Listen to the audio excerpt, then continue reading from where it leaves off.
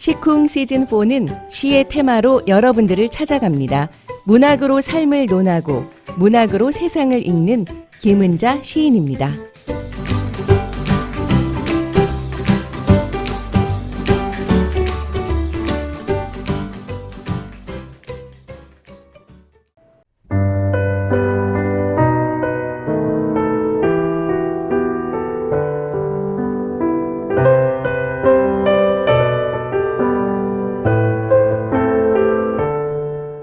우리가 사는 이 미국에서는 7월이 열리면 바로 독립기념일 연휴가 찾아옵니다.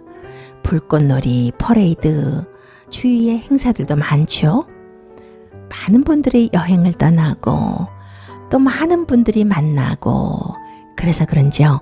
왠지 동네가 조용한 것 같기도 하고 거리가 시끌벅적한 것 같기도 하고 그런 주말입니다. 7월의 볕 유난히 뜨겁습니다. 봄초에 심어놓고 꽃샘 추위에 얼어 죽을까 애지중지 마음 졸이면서 키웠던 텃밭에 깻잎이나 호박, 고추 지금쯤 제법 연글고 많이 자랐죠? 코로나로 인해서 거리두기도 마스크도 조금은 나아졌습니다. 그래서 그런지 많은 분들이 여행을 떠난다고 합니다. 독립기념일에 가족 행사를 계획하신 분들도 많이 있을 것 같고요.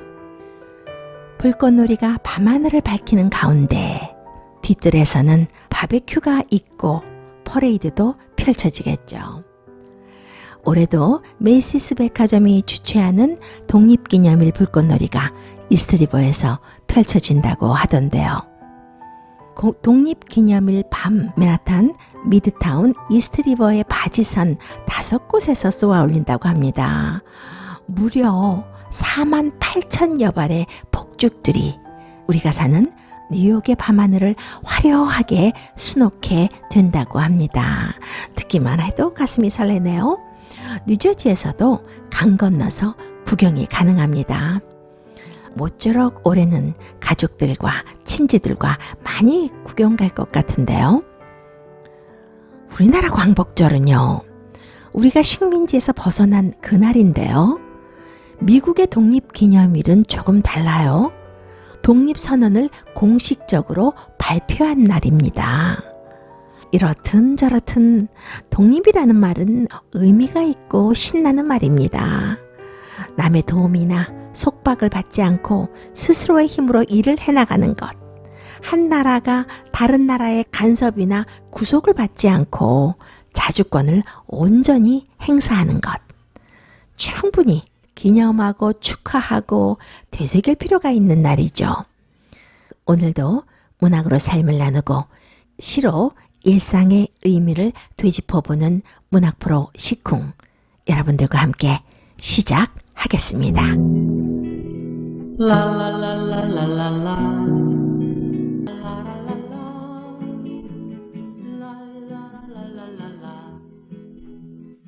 시쿵 시즌4는 테마로 여러분들을 찾아갑니다.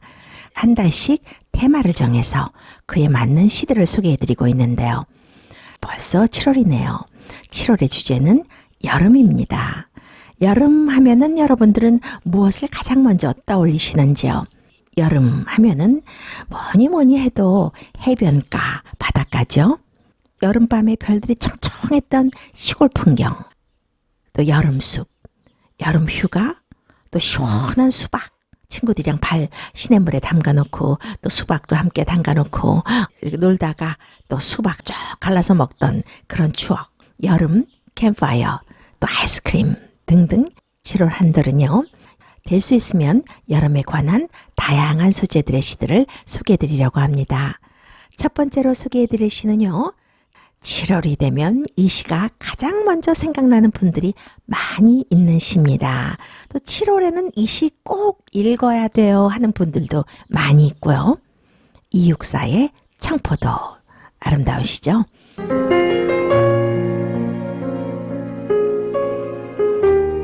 (7월이) 시작되면 생각나는 시입니다. 이육사의 청포도. 7월을 노래한 시인이 많이 있습니다. 또 7월에 관한 시도 많고요. 이육사의 청포도만큼은요, 7월, 그 여름을 실감나게 해주는 시인 것 같습니다. 청포도는요, 1939년 문장지에 처음 실린 시입니다. 청포도가 익어가는 고향을 배경 삼아서 광복을 기다리는 마음을 정말 상징적으로 잘 표현한 시죠. 나라를 잃고 고국을 바라보는 시인의 향수. 나아가서는 암울한 현실을 극복해서 밝은 미래를 희망하는 그런 염원이 담겨 있는 시입니다. 내구장 7월은 청포도가 익어가는 시절, 이 마을 전설이 주저리 열리고 먼데 하늘이 꿈꾸며 알알이 들어와 박혀 하늘 밑 푸른 바다가 가슴을 열고 흰 돛담배가 곱게 밀려서 오면, 비록 내 고향, 내 나라가 일제의 억압과 구속에 갇혀 있지만 그런 억압과 구속에서 벗어나서 청포도가 알알이 익어가듯 생명력 있는, 꿈 있는, 이상적인 고향이 되길 바라는 마음이 엿보이죠. 모든 만물이 가장 생명력을 키워가는 7월 한여름에 청포도가 열리는 모습을 그렸습니다. 광복의 희망과 꿈이 청포도 알처럼 알알이 연글고 커지기를 상징적으로 잘 표현한 것 같아요. 청포도 알 하나하나 속에 광복에 대한 희망, 얼마나 꿈꾸었으면요, 주저리 열리고 라고 했을까요? 그만큼 일제치하가 힘들고 절망적이었잖아요. 그 가운데서 시인은 광복을 향한 꿈과 희망이 간절했던 겁니다. 그 희망이 흰 돛담배가 곱게 밀려오길 바라는 마음에서 더 확연히 느끼게 되죠.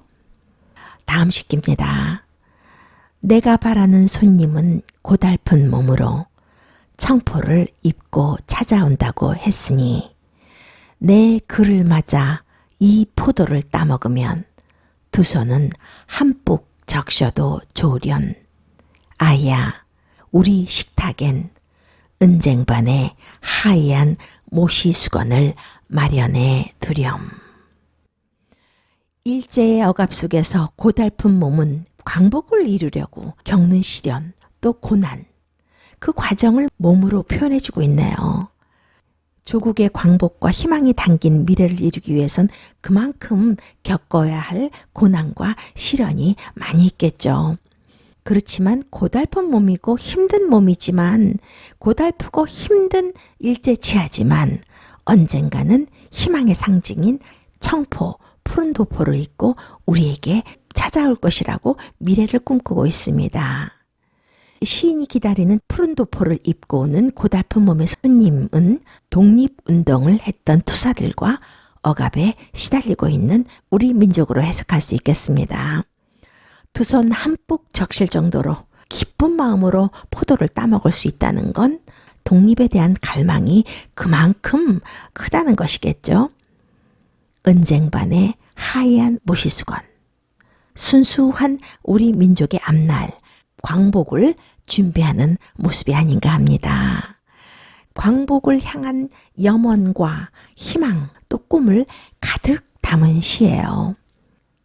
이 시는 광복을 염원한 시이면서도 상당히 서정적이어서 많은 분들이 이 시를 좋아하고 있습니다.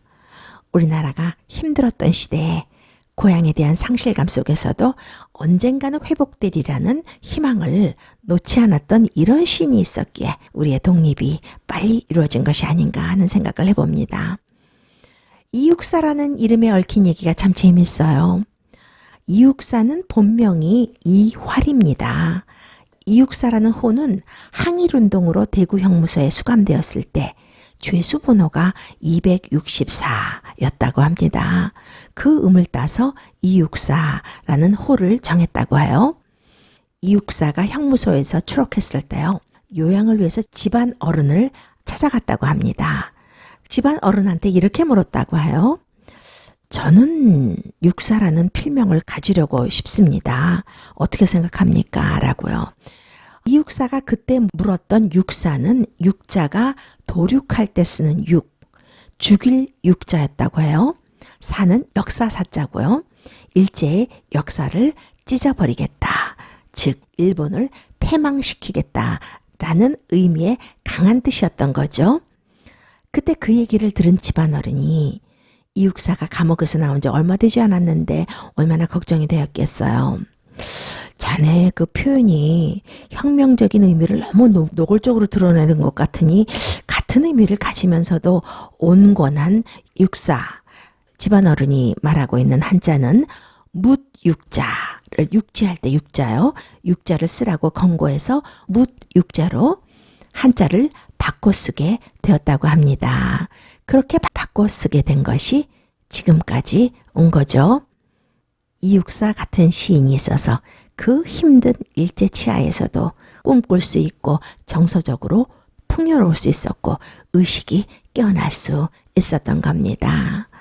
이육사는 1904년 경북 안동에서 태어났어요. 태어나서 자란 마을에 가면요. 이육사 시비가 세워져 있다고 합니다. 그의 치열했던 삶에 대한 기록도 거기에 적혀 있다고 하고요.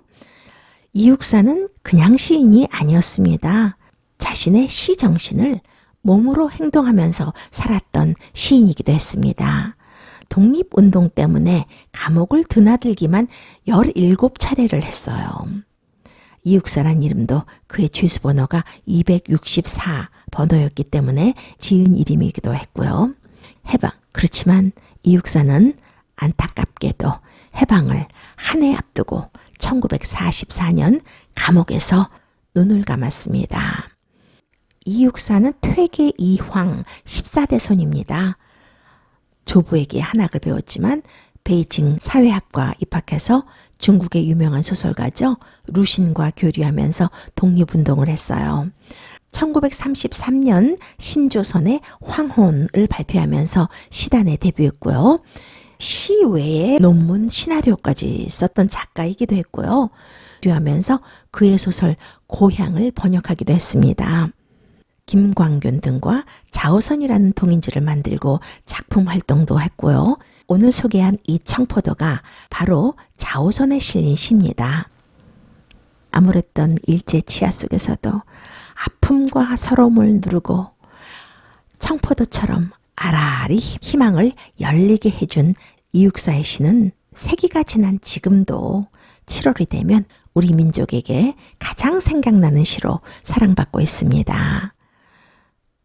두 번째 소개해드릴 여름시는요. 여러분들 7월이 되면 바닷가 많이들 가시죠? 이 시는 바닷가에 가서 인생을 깊게 성찰하고 나를 돌아보고 온 시입니다. 이생진 시인의 바다에 오는 이유라는 시입니다. 낭송 듣고 돌아오겠습니다.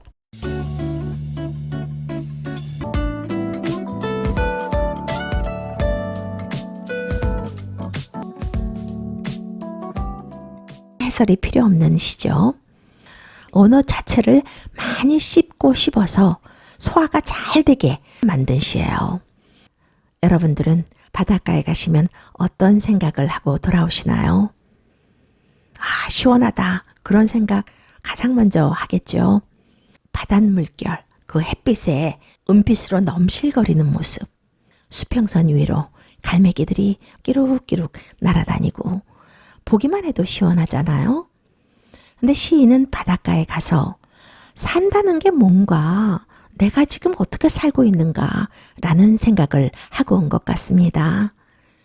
누구를 만나러 온 것이 아니라고 하네요. 바닷가에 온 이유는 모두 버리러 왔다고 하는 말이 정말 가슴을 치네요. 우리는 바닷가에 가면 스트레스 날려버리고 의기충전하고 꽉꽉 채우고 돌아오려고 하는데 말입니다. 몇 점의 가구와 한쪽으로 기울어진 인장과 내 나이와 이름을 버린다. 와, 몇 점의 가구에 애착하고. 인장은 여러분들 아시죠? 그 옛날 집을 살거나 어떤 계약을 하거나 할 때 찍는 도장. 기울어진 인장이라. 살면서 행해지는 서류, 계약, 약속 등의 오류와 한계를 말하는 것 같습니다. 그리고 내 나이와 이름을 버린다.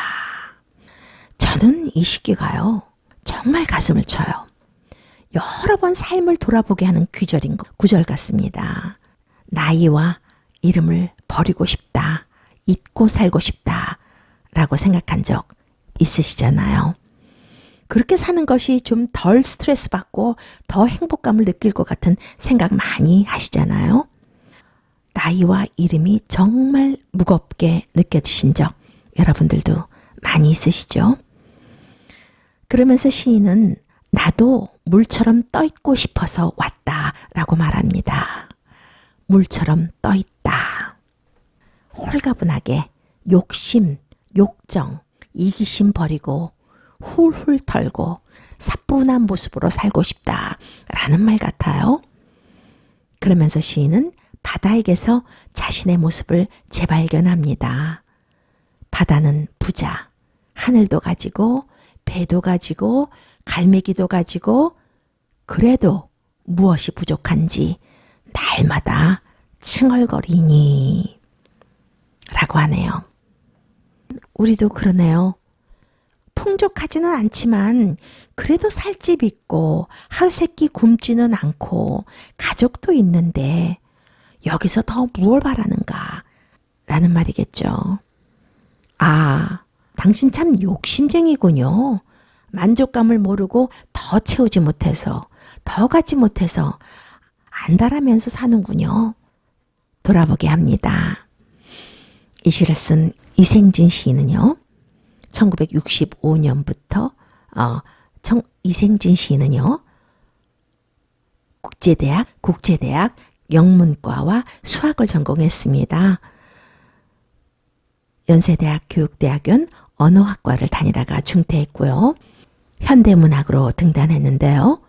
시집으로는 실미도, 꽝 우는 소리, 무연고 등 일일이 시집 제목을 말씀드릴 수는 없지만요. 정말 몇십 편의 시집을 출간했습니다. 윤동주 문학상, 상화시인상, 도봉 문학상 등을 수상했습니다. 줄라이 4th 독립기념일에 여러분들과 함께 두 편의 시를 나눠봤습니다. 벌써 시쿵 마칠 시간이 되었네요. 독립기념일 연휴 즐겁게 지내시고요. 바베큐 너무 많이 해 드셔서 배탈 조심하시고요.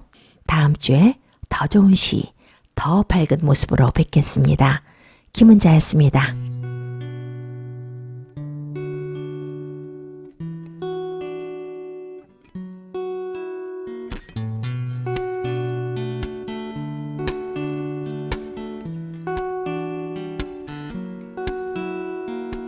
하나의 모습으로 태어나 바다에 누워 해저문 노을을 바라다 본다.